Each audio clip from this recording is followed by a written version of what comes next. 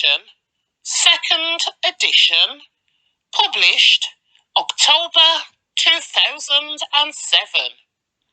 Job, chapter 1. There once was a man named Job who lived in the land of Uz. He was blameless, a man of complete integrity. He feared God and stayed away from evil. He had 7 sons and 3 daughters. He owned 7,000 sheep, 3,000 camels, 500 teams of oxen, and 500 female donkeys. He also had many servants. He was, in fact, the richest person in that entire area. Job's sons would take turns preparing feasts in their homes, and they would also invite their 3 sisters to celebrate with them. When these celebrations ended, sometimes after several days, Job would purify his children. He would get up early in the morning and offer a burnt offering for each of them. For Job said to himself, "Perhaps my children have sinned and have cursed God in their hearts." This was Job's regular practice. Job's first test. One day, the members of the heavenly court came to present themselves before the Lord, and the accuser, Satan, came with them. "Where have you come from?" the Lord asked Satan. Satan answered the Lord, "I have been patrolling the earth, watching everything that's going on." Then the Lord asked Satan, "Have you noticed my servant Job? He is the finest man in all the earth. He is blameless, a man of complete integrity. He fears God and stays away from evil." Satan replied to the Lord, "Yes, but Job has good reason to fear God. You have always put a wall of protection around him and his home and his property. You have made him prosper in everything he does. Look how rich he is. But reach out and take away everything he has, and he will surely curse you to your face."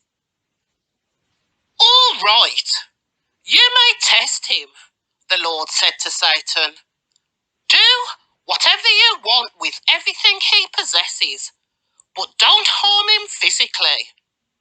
So Satan left the Lord's presence.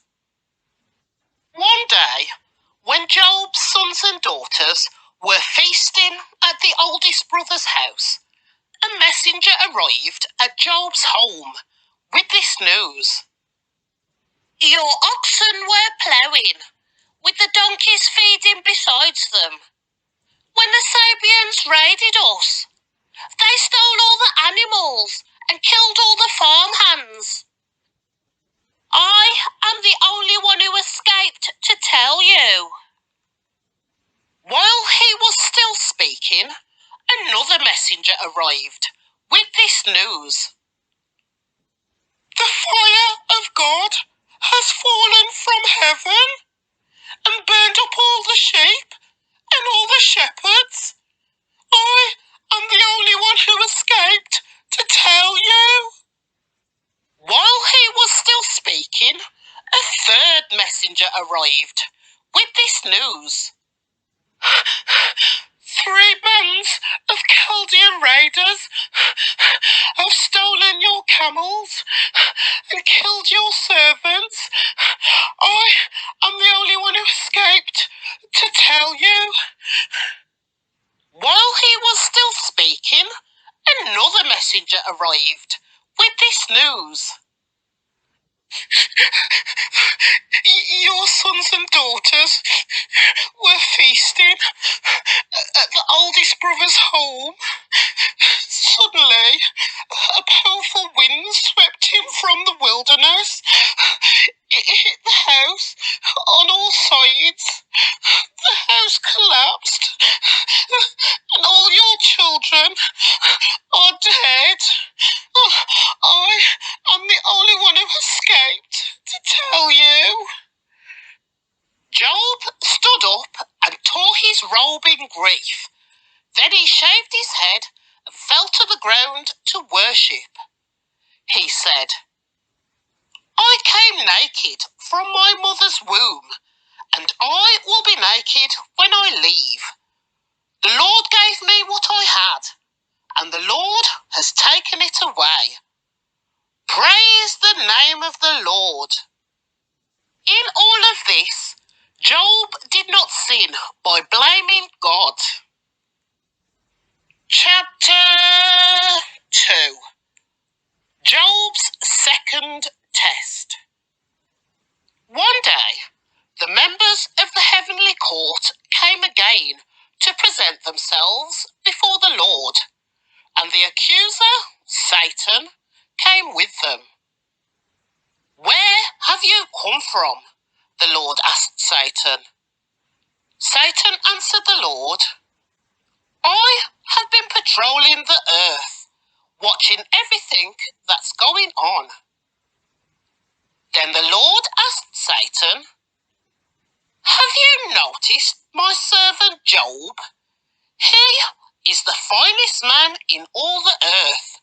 He is blameless, a man of complete integrity. He fears God and stays away from evil. And he has maintained his integrity, even though you urged me to harm him without cause. Satan replied to the Lord, skin for skin. A man will give up everything he has to save his life, but reach out and take away his health, and he will surely curse you to your face. All right, do with him as you please, the Lord said to Satan, but spare his life. So Satan left the Lord's presence, and he struck Job with terrible boils from head to foot. Job scraped his skin with a piece of broken pottery as he sat among the ashes. His wife said to him, are you still trying to maintain your integrity? Curse God and die. But Job replied, you talk like a foolish woman. Should we accept only good things from the hand of God and never anything bad? So, in all this, Job said nothing wrong. Job's 3 friends share his anguish. When 3 of Job's friends heard of the tragedy he had suffered, they got together and travelled from their homes to comfort and console him. Their names were Eliphaz the Temanite, Bildad the Shuhite, and Zophar the Naamathite. When they saw Job from a distance, they scarcely recognised him. Wailing loudly, they tore their robes and threw dust in the air over their heads to show their grief. Then they sat on the ground with him for 7 days and nights. No one said a word to Job, for they saw that his suffering was too great for words. Chapter 3. Job's first speech. At last, Job spoke, and he cursed the day of his birth. He said, let the day of my birth be erased, and the night I was conceived. Let that day be turned to darkness. Let it be lost even to God on high, and let no light shine on it.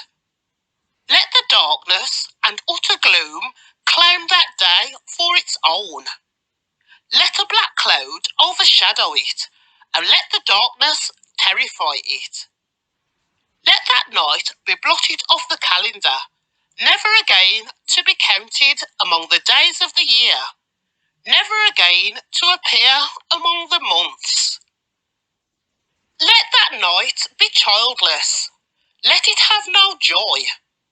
Let those who are expert at cursing, whose cursing could rouse Leviathan, curse that day. Let its morning stars remain dark.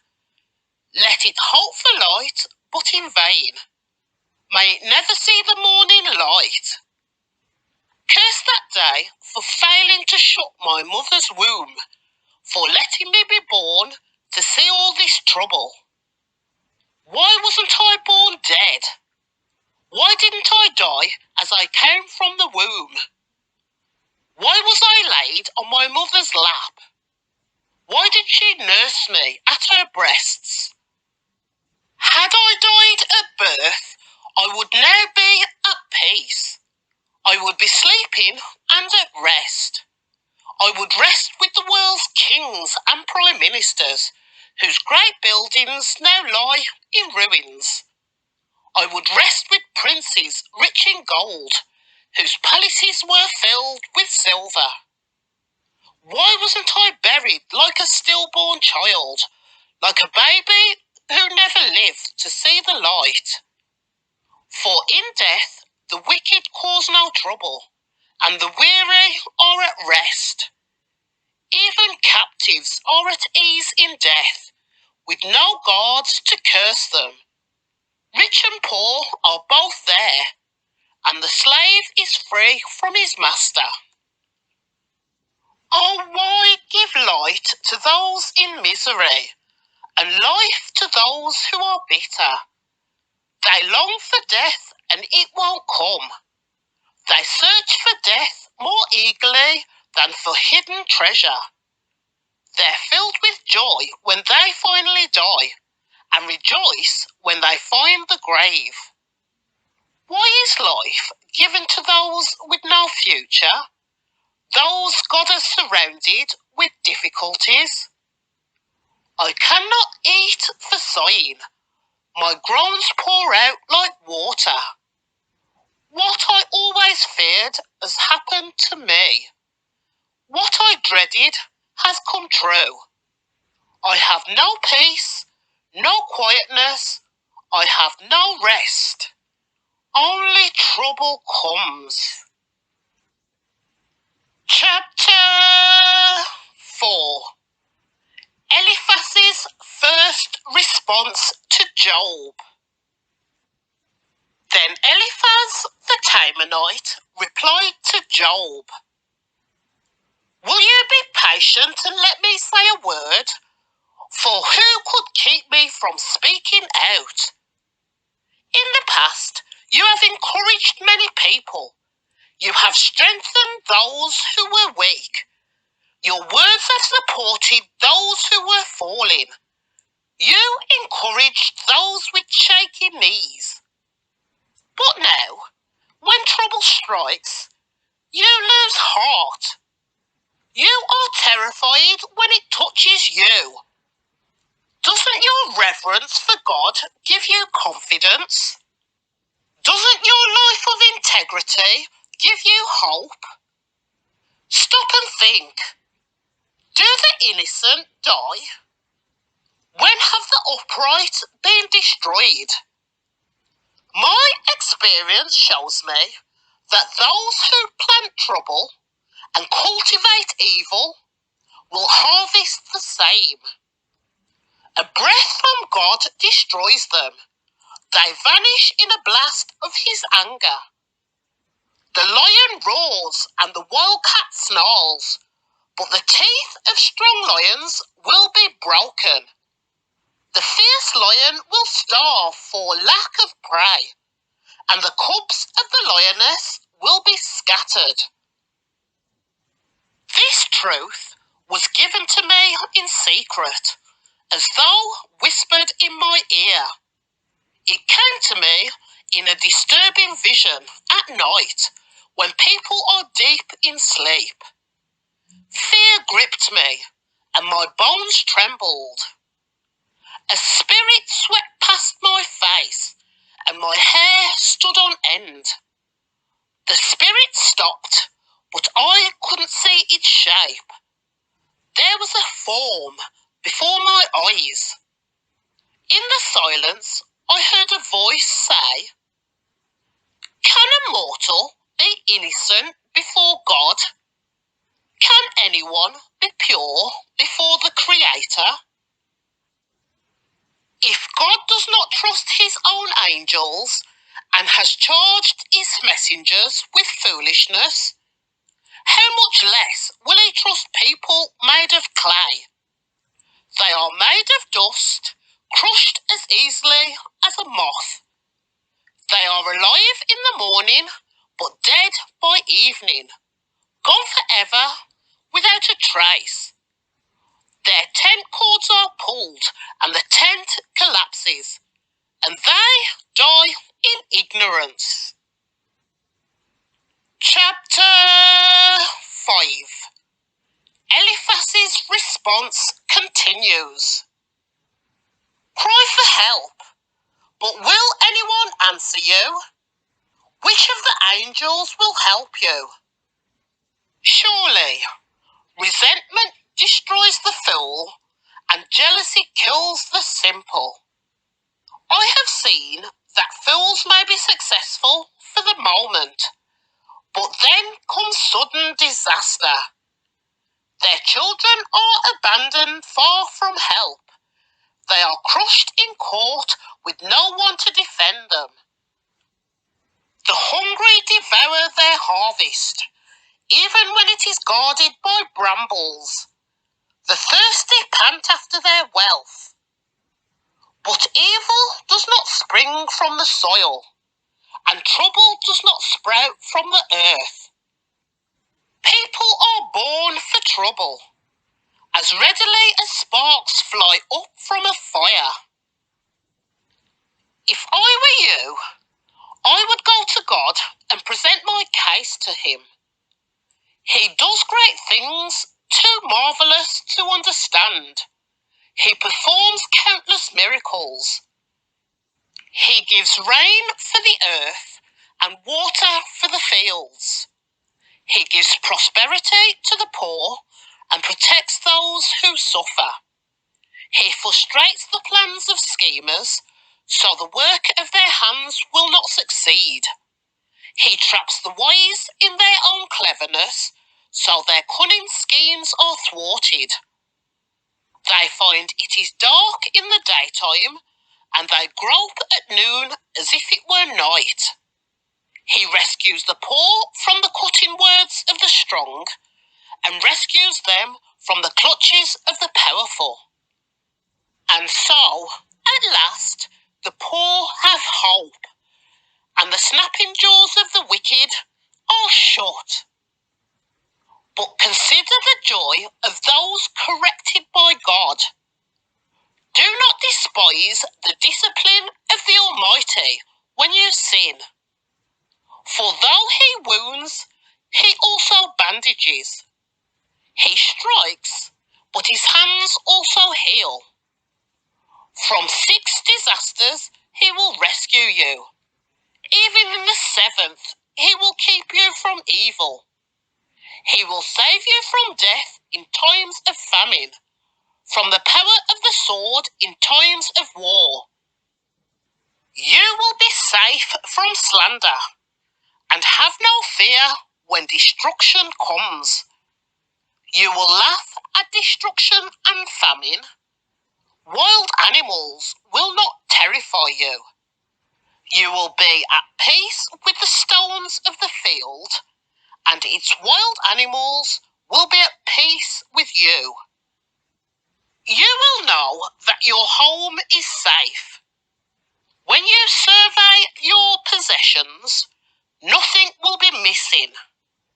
You will have many children. Your descendants will be as plentiful as grass. You will go to the grave at a ripe old age, like a sheaf of grain harvested at the proper time. We have studied life and found all this to be true. Listen to my counsel and apply it to yourself. Chapter 6. Job's second speech, a response to Eliphaz. Then Job spoke again. If my misery could be weighed and my troubles put on the scales, they would outweigh all the sands of the sea. That is why I spoke impulsively. For the Almighty has struck me down with his arrows. Their poison infects my spirit. God's terrors are lined up against me. Don't I have a right to complain? Don't wild donkeys bray when they find no grass, and oxen bellow when they have no food? Don't people complain about unsalted food? Does anyone want the tasteless white of an egg? My appetite disappeared when I looked at it. I gagged at the thought of eating it. Oh, that I might have my request, that God would grant my desire. I wish he would crush me. I wish he would reach out his hand and kill me. At least I can take comfort in this.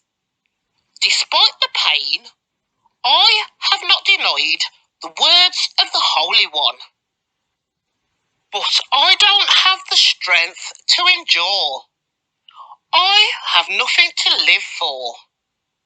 Do I have the strength of a stone? Is my body made of bronze?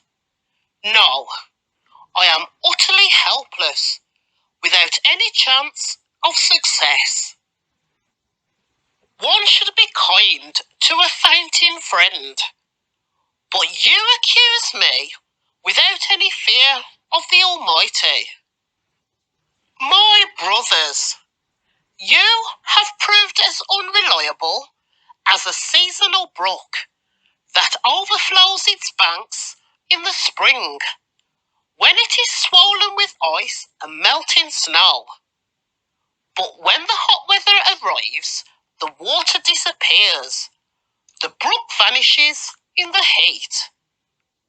The caravans turn aside to be refreshed, but there is nothing to drink, so they die. The caravans from Tamar search for this water. The travellers from Sheba hope to find it. They count on it, but are disappointed. When they arrive, their hopes are dashed. You too have given no help. You have seen my calamity, and you are afraid. But why? Have I ever asked you for a gift? Have I ever begged for anything of yours for myself? Have I asked you to rescue me from my enemies, or to save me from ruthless people? Teach me, and I will keep quiet. Show me what I have done wrong. Honest words can be painful, but what do your criticisms amount to? Do you think your words are convincing when you discard my cry of desperation? You would even send an orphan into slavery or sell a friend. Look at me. Would I lie to your face? Stop assuming my guilt, for I have done no wrong.